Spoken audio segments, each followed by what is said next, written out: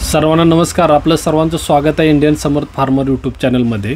आज आपण एका नवीन प्रोडक्टबद्दल बोलणार आहे की जो महत्त्वाचा पण घेतो, म्हणजे जो आपण जमिनीमध्ये NPK वापरतो, नत्र, स्फुरद आणि पालाश, त्यावेळेला आपण नत्र उपलब्ध करून देणारं जीवाणू हे देणं पण जास्त महत्त्वाचं राहतं.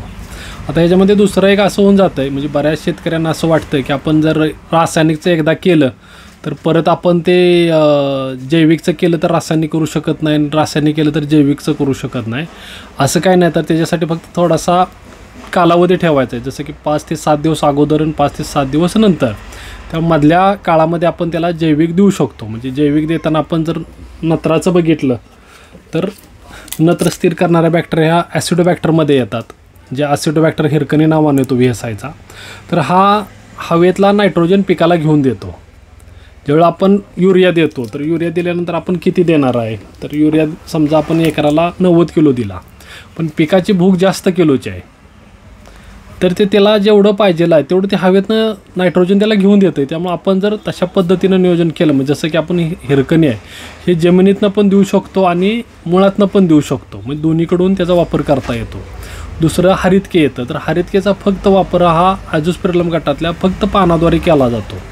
त्यामुळं जो हिरकण आहे तो आपण जमिनीतून पण देता येईल आणि पानाद्वारे पण देता येईल. त्याच्यामुळं काय होईल की आपण जो नत्रा पिकावर जो खर्च करतो, जो रासायनिक खर्च करतो घेण्यासाठी, तर त्याचं प्रमाण पण कमी होतं आणि पिकाला हवेतून ज्यावेळी नत्र मिळणार आहे त्यावेळी त्याचं प्रमाण जास्त होतं.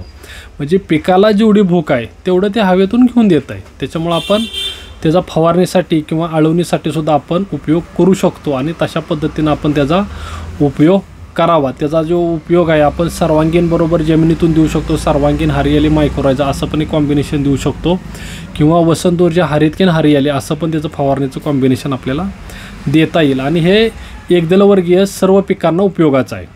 त्यामुळे द्विदलवर्गीय पिकामध्ये हे जास्त काम करत नाही. त्याच्यामुळं आपण जी एकदलवर्गीय जी पिकं आहेत त्या सगळ्या पिकांना आपण देऊ शकतो. एकदलवर्गीयमध्ये जसं की आपलं शाळू असेल, ज्वारी आहे, त्याच्याबद्दल मका आहे किंवा ऊस आहे, तर ह्या सगळ्या पिकांना आपण एकदलवर्गीयमधून त्याला देता येईल. आपण तशा पद्धतीनं त्याचं नियोजन करावं. फक्त एवढंच की ज्यावेळी त्याला आपण जमिनीतनं देणार आहे त्यावेळी रासायनिकची जी मात्रा आहे अगोदर एक 5 ते 7 दिवस दिलेली असावी आणि दिल्यानंतर एक 5-7 दिवस थांबावं आणि त्याच्यानंतरच आपण त्याला रासायनिक देऊ शकतो. धन्यवाद.